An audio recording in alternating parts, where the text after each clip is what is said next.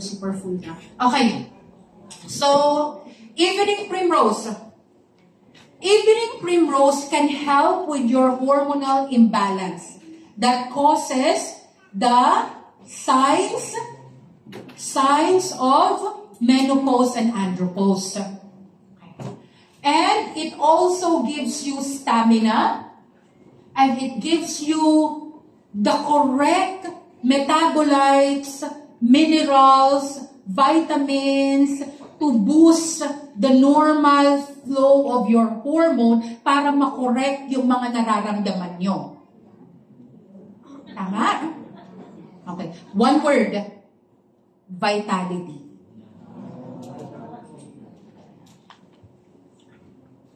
Apple extracts. Apple extracts, na-explain ko kanina, it's not the entire apple. Diyos ko, Lord, natatawa ako pag may nag-OPP eh. Gusto niyo ba kumain ng 100 apples? Ikaw na. Wala namang ganyan, ha? Hindi yung buong apple, guys. May ini-extract lang tayo. May kinukuha lang tayo. At yung kinukuha natin ay polyphenols.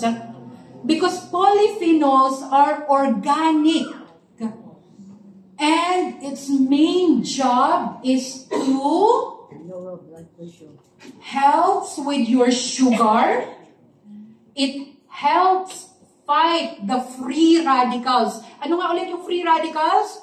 Yung mga balls. Okay. Yung mga balls that cause chemical reactions na nagiging oxidative stress. Okay? Ini-stress niya ang mga organs mo. Ayun, para madaling maintindihan. Okay? Oxidation means ini-stress niya ang mga organs mo. Okay. So, what I want you to remember in here is one word. Polyphenols. Kailangan masanay na kayo sa mga terms. Kaya nga hindi ko masyadong pinapadali. Kailangan matuto kayo sa medical terms. Polyphenols. Okay? Kasi ang raming magandang effect ng polyphenols eh. It can, hindi lang sa sugar. It helps with free radicals also. And it helps with your skin. Elasticity of your skin. Next, last one, aloe vera. Okay.